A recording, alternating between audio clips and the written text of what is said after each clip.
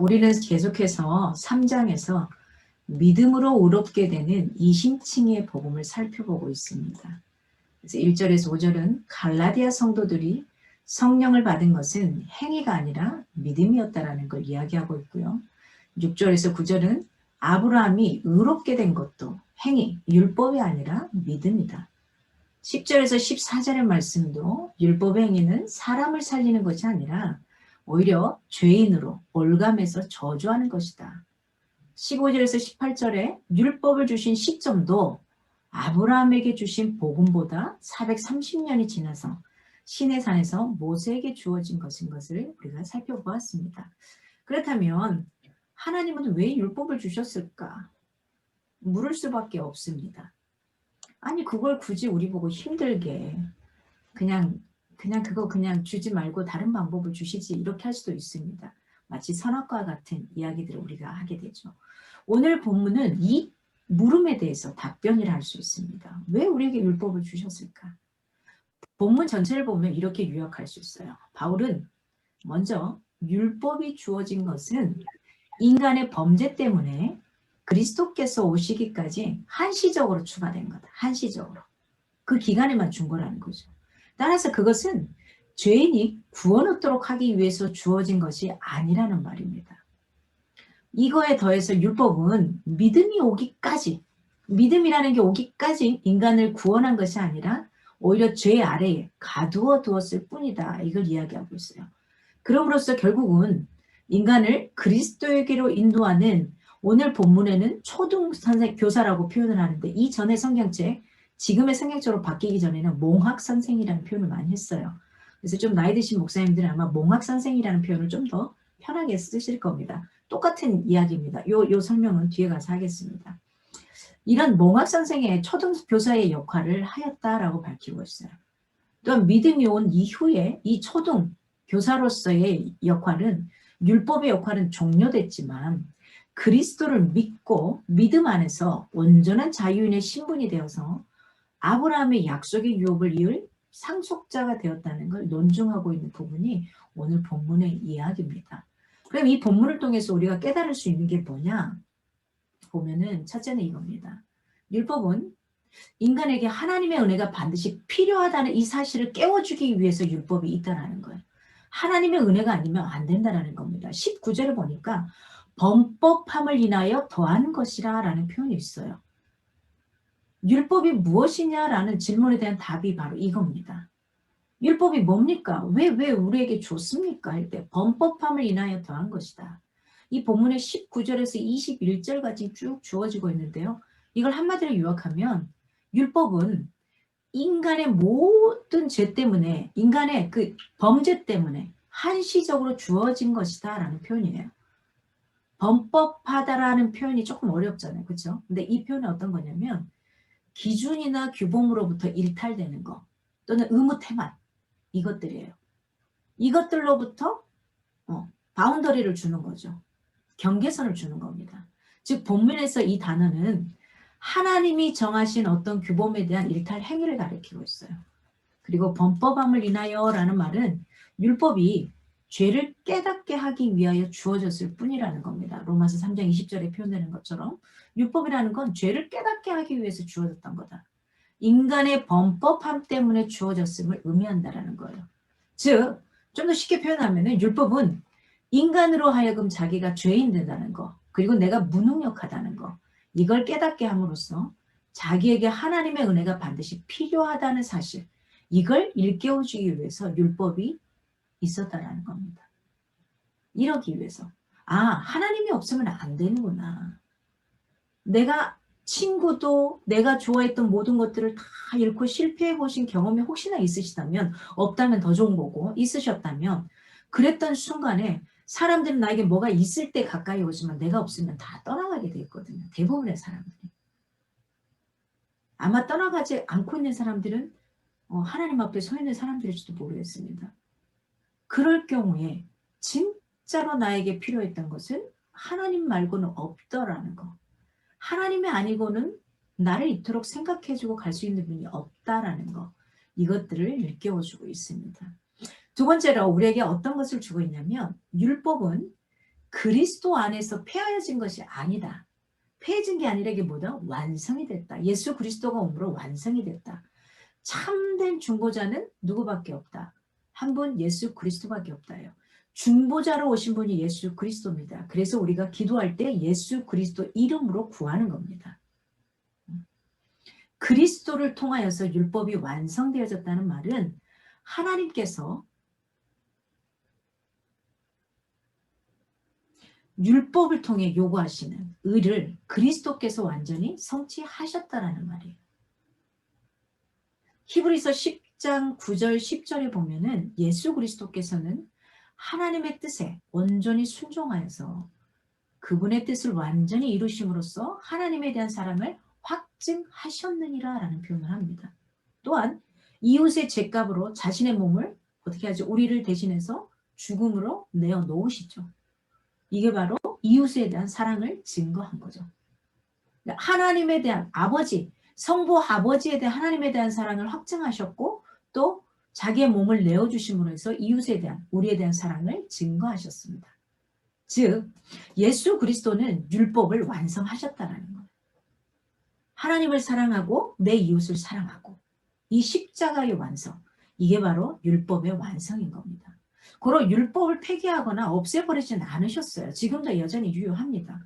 그러므로 그리스도를 영접했다고 해서 행위의 법이 없어진 것이 아니라는 사실을 명심하시기 바랍니다. 그래서 야고보서는 계속 이야기하죠. 행함이 있는 믿음, 행함이 있는 믿음. 이걸 계속 이야기하죠.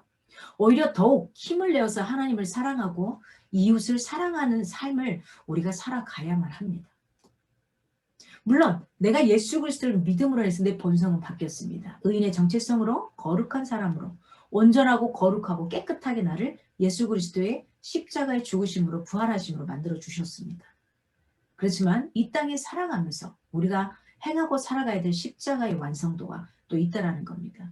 20절에 보니까 중보는 한편만 위한 자가 아니니 오직 하나님은 하나이시니라. 하나님의 사역을 하실 때 보면은 혼자 사역하지 않으셨어요. 요즘에 제가 그 부분을 굉장히 깊게 보고 있습니다. 천지를 창조하실 때도 우리가 창조하셨어요. 세 분이 같이. 물론 해야 될 주된 하나님 그 한 분이 앞서서 나오셨고 나머지 분들은 뒤에 가려있는 것처럼 있었지만 늘 함께 이 세 분이 세트로 함께 행하신 걸 볼 수 있어요. 예수님이 이 땅에 오셔서 사역하실 때도 보세요. 예수님이 항상 중요한 결정을 할 때는 한족 한 곳에 가서 아버지께 기도하더라. 아버지의 뜻을 다시 묻고 나갑니다. 그리고 중요한 일을 행하실 때 어떻게 하냐? 성령의 충만함을 입어서 그가 세례를 받고 사람들을 고쳐내고 하는 장면들을 보게 됩니다. 예수님이 주도적으로 하고 있어서 우리 신약 성경에는 성령님이나 뭐 다른 부분이 잘 나오지 않아요. 성부 하나님의 부분이. 그런데 일을 행하시고 모든 걸 행하실 때 이 세 분이 함께 행하시는 걸 볼 수 있습니다. 그리고 예수님이 이 땅을 떠나시면서 지금 우리에게 누구를 주고 가셨죠? 성령, 보혜사 성령 하나님을 우리에게 주고 가셨죠. 그래서 이 보혜사 성령님이 우리를 깨닫게 하시고 느끼게 하시고 여러 가지 것들을 하나님께 갈 수 있는 그 다리의 역할. 그래서 우리가 예수 그리스도 이름으로 기도할 때 그분이 하나님께로 가는 중보자의 다리에 브릿지의 역할을 해주셨던 거죠. 그래서 그분 앞에 기도하고 나가는 겁니다. 우리가 하나님 앞에 가는 것을 놓치지 않게 하기 위해서 성령 하나님이 우리에게 주고 가셨어요. 그분을 통해서 우리가 깨닫게 되고 나가는 겁니다. 어떤 걸 볼 때? 말씀을 볼 때. 아하, 이렇게 살면 안 되는구나. 아하, 이렇게 살아가야 되는구나. 아하, 내가 지금 누구에게 간구하고 나가야 되는구나. 이걸 깨닫게 하시는 게 성령 하나님이십니다. 이분을 통해서 예수 그리스도에게로 갈 수 있는 길을 열어주시고 그 예수 그리스도를 통해 우리가 기도할 때에 하늘문이 열리시고 각자 삼위일체 하나님이 하시는 여러 가지 일들이 우리 삶 가운데 펼쳐지는 겁니다. 중보는 한편을 모두 위한 것이 양편을 모두 위한 거라는 겁니다. 율법은 하나님과 인간 사이의 중보자 모세를 거쳐 주어졌어요. 그렇잖아요. 구약에서는 그렇게 했습니다. 인간이 바로 할 수가 없었어요. 그러나 언약은 제3자의 중보 없이 하나님으로 직접 다이렉트로 가게 됐어요. 우리가 예수 그리스도 이름으로 기도할 때 바로 하나님께로 하늘의 보좌로 가게 되더라는 겁니다. 중보라는 것은 양편을 모두 위한 거예요. 한쪽만을 위한 게 아니에요. 한편만을 위하는 중보는 참된 중보가 될 수 없습니다. 인간에게 중보가 필요하게 된 것은 인간과 하나님과의 관계가 인간의 범죄로 단절되었기 때문이에요. 본래 범죄한 인간은 하나님께 나아갈 수 없었잖아요. 구약시대에도 그를 보면 다 볼 수 없는 태양과 같은 존재였습니다. 그보다 더 뜨거웠죠. 그런데 자비하신 하나님은 인간이 당신과 단절된 채 멸망하는 것을 원치 않으셨어요. 그래서 인간하고 다시 관계를 회복시키셔요. 죄라는 게 들어옴으로 인해서 하나님과 우리 사이가 멀어지게 됐거든요. 그 멀어진 다리의 역할, 그걸 연결해주는, 하나님과 우리를 연결해주는 역할이 바로 예수 그리스도의 십자가의 사건이었던 겁니다. 바로 이러한 이유로 중보자가 필요하게 됐던 겁니다. 그래서 우리가 예수 그리스도의 이름으로 기도하는 겁니다. 구약시대에는 인간 중보자들을 통해 하나님이 인간을 만나주셨어요. 그렇잖아요. 제사장들을 통해서 만나주셨잖아요. 그가 직접 자기 죄도 고백할 수 없었어요. 하지만 온전한 중보를 할 수 없었죠. 그러나 신약시대에 와서는 완전한 신이시며 인간이신 예수 그리스도께서 하나님과 우리 인간 사이의 중보자가 되어주셨어요. 예수 그리스도가 하나님께 나아갈 수 있는 유일하고도 참된 통로라는 것. 우리가 믿고 의뢰하고 나갈 수 있기를 바랍니다. 세 번째로 오늘 본문에서 우리에게 주는 영적인 교훈은 율법을 통해서는 결코 생명을 얻을 수 없다라는 거예요. 그걸 통해서 나를 막 살려내고 이럴 수가 없어요. 왜냐하면 율법이라는 건, 법이라는 건 어떻습니까? 나를 옥죄이죠. 하나를 지키고 나면 또 하나를, 혹시 내가 실수해서 저주에 이르게 될까 봐 계속해서 나는 살아있는 생명보다는 죽어가는 폐인에 가까운 인생을 살게 될 때가 있습니다. 하지만 율법의 주요 기능 중 하나는 뭐다? 우리를 그리스도께로 인도하는 거라는 거죠. 그래서 율법이라는 이 잣대가 필요했던 겁니다. 21절에는 여기 본문에는 나오잖아요. 근데 원어 성경에 보면, 이걸 번역하기 전에 원어 성경에 보면 번역이 되지 않은 한 단어가 나옵니다. 가르라는 단어가 있습니다. 이 단어를 뜻을 말하면 왜냐하면이라는 표현이에요. 21절에. 왜냐하면이라는 것은 뭐죠? 이유를 나타내는 접속사입니다. 이것은 율법이 결코 약속들을 거스를 수 없는 이유를 설명하고 있다는 것을 보여주고 있는 겁니다. 그 이유는 뭐냐? 처음부터 율법은 생명을 가져다 주기 위한 목적에서 주어진 것이 아니라는 거예요. 율법은 처음부터 생명을 위해 주어진 것이 아니라 뭐 하는 거냐면 죄인으로 하여금 죄를 깨닫게 하는 거고요. 죄인으로 하여금 죄를 깨닫게 하고, 아하, 내 힘으로는 안 되구나, 이렇게 살면 안 되구나, 이래서 누구에게로? 그리스도께로 인도하는 몽학선생, 오늘 본문에 나오는 초등교사의 역할, 이 역할을 하도록 중간에 더하여진 것이 바로 율법이라는 겁니다. 즉 바울이 말하는 것은 생명 없는 율법을 의지하지 말고 뭐하는? 생명을 주는, 살려주는 그리스도의 복음을 의지하라는 것을 우리에게 계속해서 이야기하고 있습니다. 제발 여러분, 오직 믿음만을 의지합시다. 왜요? 믿음으로 내가 의롭다라고 표현이 되거든요. 믿음으로 네가 믿었기에 이런 일들을 행할 수 있다라고 표현합니다. 로마서 3장 28절에 표현합니다. 그러므로 사람이 의롭다 하심을 얻은 것은 율법의 행위에 있지 않고 믿음으로 되는 줄 우리가 인정하노라. 오늘 24절에 초등교사의 역할이란 말이 나오죠. 이 말이 이전의 성경책 과거에 보셨던 분은 몽학선생이라는 표현을 했어요. 오히려 몽학선생보다는 초등교사라는 단어가 조금은 더 우리가 알아듣기에 좀 편한 단어인데, 이 단어는 언어로 따지면 파이다 고고수라는 말입니다. 쉽게 표현하면 후견인, 가정교사예요. 가정교사. 초등교사라는 말이 가정교사라는 표현, 후견인. 후견인이나 가정교사가 어떤 역할을 하는지는 대충 아실 겁니다. 이때 당시 헬라인들과 로마인들 사이에서 이 명칭은 귀족 계급에 속하는 소년들 중에서요, 6세에서 16세, 이때가 되면 이제 보통 성인에 이르기 전 단계거든요. 우리는 뭐 20세가 돼도 성인으로 보기가 힘든데, 대부분의 다른 나라들은 보통 16세 정도까지 이렇게 우리가 이제 부모의 그늘 아래 있게 만들어줍니다. 이때 이 소년들의 생활과 품행을 지도하는 업무를 맡은 종들에게 적용이 되는 게 이게 바로 초등교사의 역할이었습니다. 이들을 가리켜 몽학선생 초등교사라고 표현했습니다.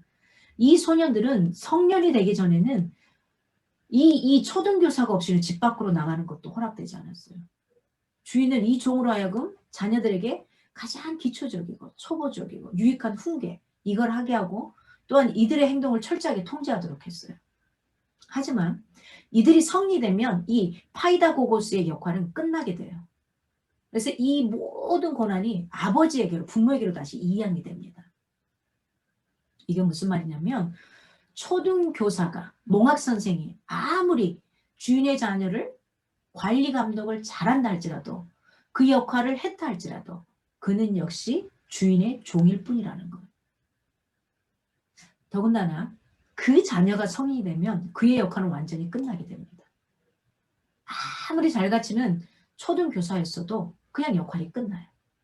이와 마찬가지로 율법이 아무리 우리를 가두고 속박할지라도 그것은 우리를 그리스도에게로 인도하는 중개자로서의 제한적인 한시적인 역할만 할 뿐이라는 거예요. 그 영향력을 행사할 수 있는 기간 역시 언제까지라고 오늘 표현하냐면 23절에 믿음의 때까지. 믿음의 때까지. 여기서 말하는 그 믿음의 때까지는 언제 거죠? 예수 그리스도가 오셔서 우리를 율법의 완성을 시켜주고 돌아가시고 부활하심으로써 내가 그분을 믿음으로써 그때까지 율법으로서 할 역할은 끝난 거라는 거예요. 우리의 삶과 신앙이 주님을 향한 믿음의 진정한 고백이기를 바랍니다. 로마서 7장 5, 6절에 말합니다. 우리가 육신에 있을 때에는 율법으로 말미암는 죄의 종목이 우리 지체 중에서 역사하여 우리로 사망을 위하여 열매를 맺게 하였더니 이제는 우리가 얽매였던 것에 대하여 죽었으므로 율법에서 벗어났으니 이러므로 우리가 영의 새로운 것으로 섬길 것이요 의문의 묵은 것으로 아니할지니라. 아멘. 고린도후서 5장 17절에 말씀하시죠. 그런즉 이제는 뭐하라고요?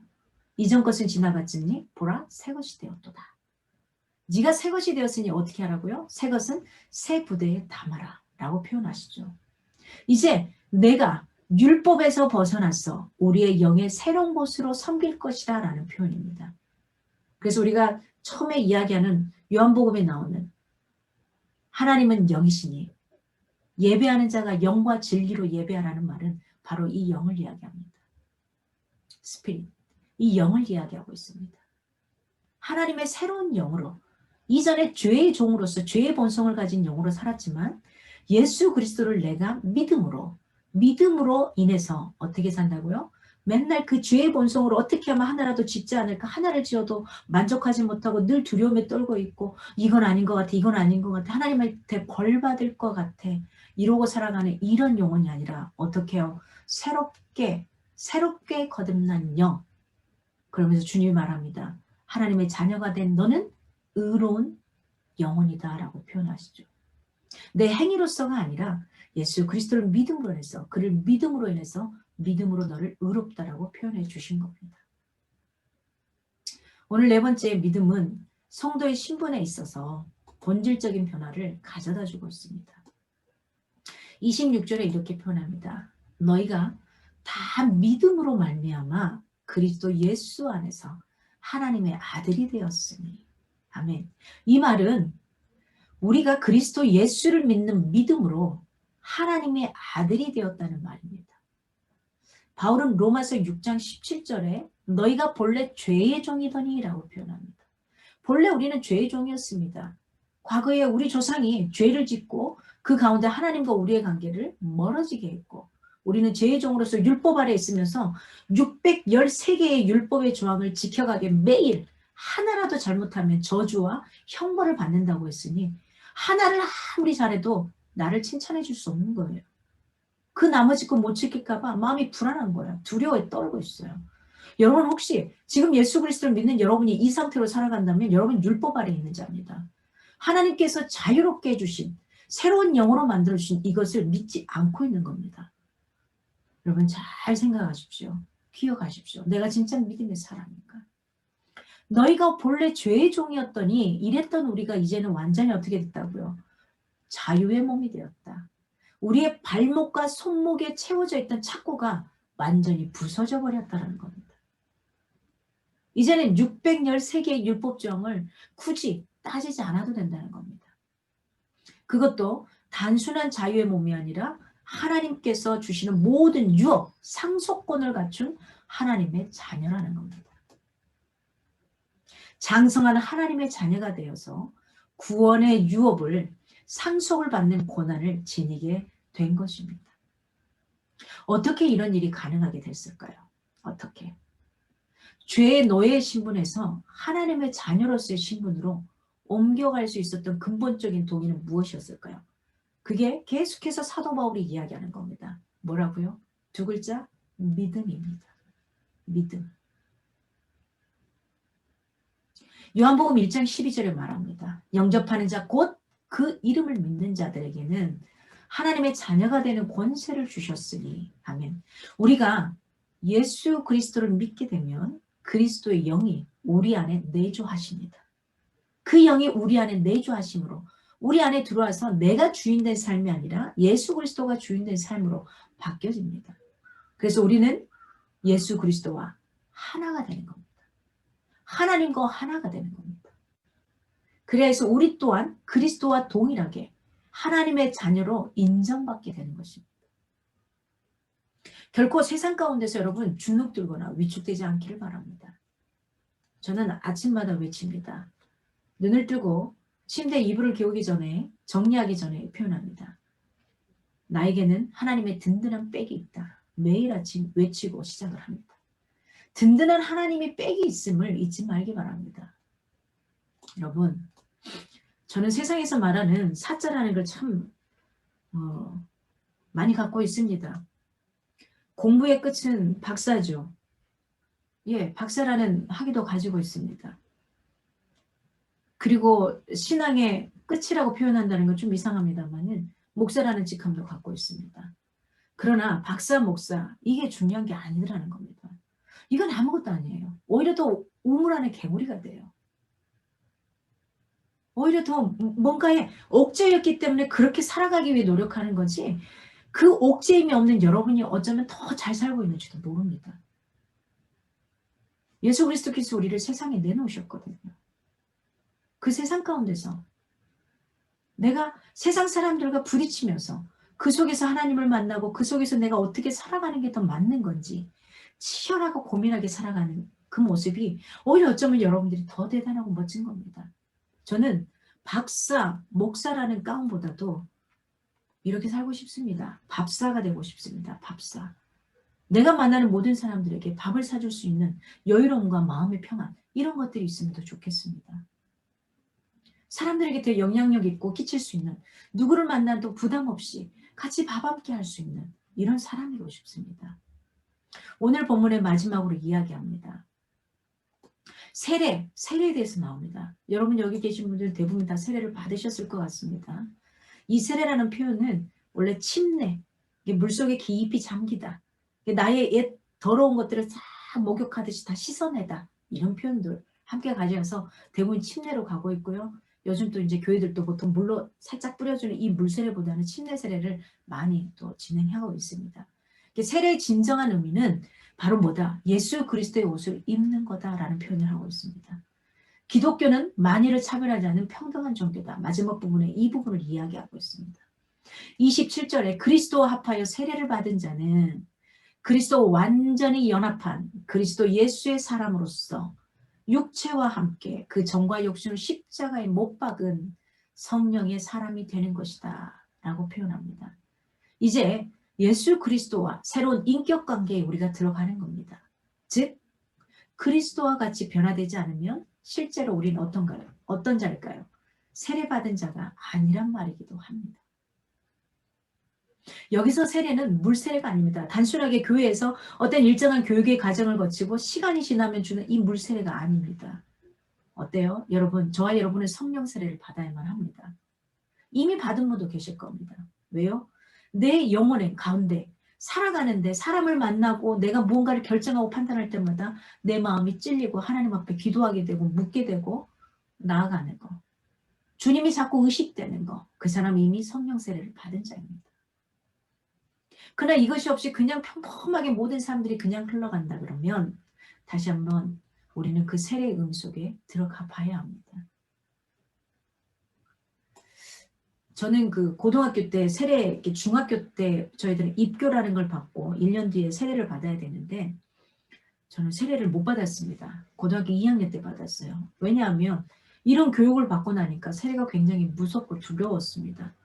나는 아직도 내 그 성격이나 성품 때문에 엄마한테 맨날 혼나는 사람이고 제대로 이렇게 살아내지 않는 제 모습을 보면서 저는 세례를 못 받겠다고 하고 세례를 계속해서 한 2년 정도를 안 받았어요. 그때 전도사님이 저를 잡고서 통사정을 하더라고요. 네가 완벽해져서 세례는 절대 받을 수 없다. 세례를 받음과 동시에 네가 어떤 존재인지를 알고 그러면서 그 옷을 입고 그리스도에 합당한 옷을 입고 네가 살아가기 위해 노력하는 거다. 그래서 그 말에 용기를 얻고 고등학교 2학년 때 세례를 받았었습니다. 요즘은 그냥 대충 뭐 교육도 그냥 대충 하고 많이 줍니다. 물 세례를 받았다 해서 생활이 변하지 않잖아요, 여러분. 그렇잖아요. 목사님 주는 세례를 받아보고 2번도 받아보고 3번도 받아보지만 안 돼요. 진짜 세례는 그 물 세례를 받은가 동시에 내 영혼 가운데 누구를? 예수 그리스도를 제대로 믿고 받아들였다면 성령이 함께 임하는 겁니다.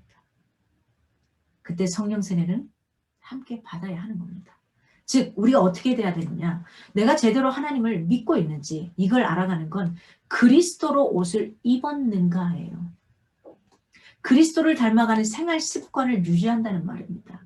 즉 세상의 정욕과 불신의 옷을 벗은 후에 그리스도의 의로운 삶을 자신의 것으로 만들어가는 의미를 갖고 있습니다. 여러분 대부분이 세례를 받으셨을 겁니다. 세례를 받는다는 것은 그리스도의 의로운 삶을 따라 살 것을 결심하는 거고요. 동시에 하나님의 형상대로 만들어진 나, 그걸 인정하는 거기 때문에 그리스도를 닮은 새 피조물이 되는 겁니다. 옷이 날개라는 말이 있잖아요. 그렇죠? 여러분 회사 갈 때 트레이닝 입고 가진 않죠? 물론 트레이너라면 다르겠습니다만은 그렇게 입고 갈 겁니다.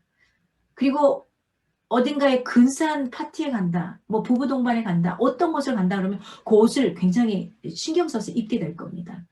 그런데 내가 동네 앞에 슈퍼마켓을 가야 돼, 잠깐 집에 있다가. 그러면 대충 뭐 슬리퍼 신고 그냥 나갈 수도 있는 거거든요. 그냥 입고 있는 옷 입고 나갈 수도 있어요. 어떤 옷을 입느냐에 따라서 그 사람의 이미지나 분위기가 달라 보이죠. 우리가 입는 옷에 따라서 습성이나 행동이 바뀌게 됩니다. 그것은 그 사람의 입고 있는 그 옷이 그 사람의 됨됨이나 인격을 형성하는 데도 큰 영향을 미친다는 겁니다. 그렇잖아요, 여러분. 마찬가지입니다. 우리가 그리스도로 옷 입는다는 것은 단지 우리 외모만이 아닙니다. 뭐까지도요? 내 이 속사람까지도 그리스도를 닮아가는 것을 의미합니다.